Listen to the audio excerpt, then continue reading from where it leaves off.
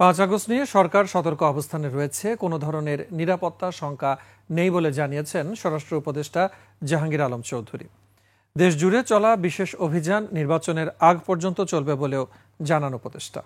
বিস্তারিত আকবর হোসেন সুমনের রিপোর্টে।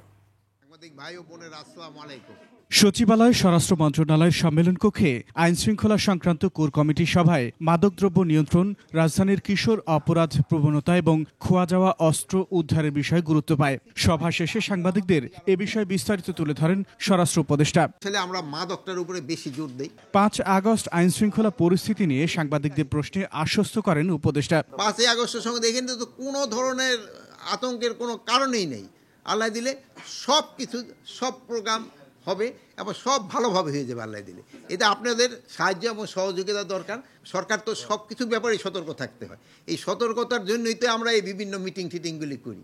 আইনশৃঙ্খলা রক্ষাকারী বাহিনীর বিশেষ অভিযানও নির্বাচনের আগ পর্যন্ত চলবে বলে জানান তিনি।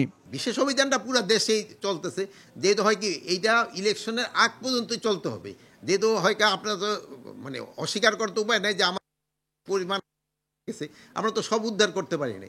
এইগুলো উদ্ধার করার জন্য তো আমাদের চেষ্টা সবসময় জারি আছে। একটু ন্যাং মারছে দেখাই 4 জন এসে যাইতেছে তারা চাবাতে দিয়ে মারার জন্য, হয়তো সামনাসামনি পাইলে হয়তো কবই দিয়ে দিত।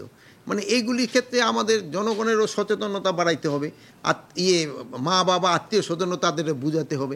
মব সহিংসতার ক্ষেত্রে কোনো ধরনের ছাড় দেয়া হবে না বলে জানান স্বরাষ্ট্র উপদেষ্টা। মব ভাইলেন্স তো কমছে, এটা আস্তে আস্তে একেবারে এলিমিনেট হয়েছে। আমরা এই মবের ক্ষেত্রে কোনো ধরনের ছাড় আমরা দিব না। এই বাহিনীকেই তো নির্বাচন হবে আল্লাহ দিন।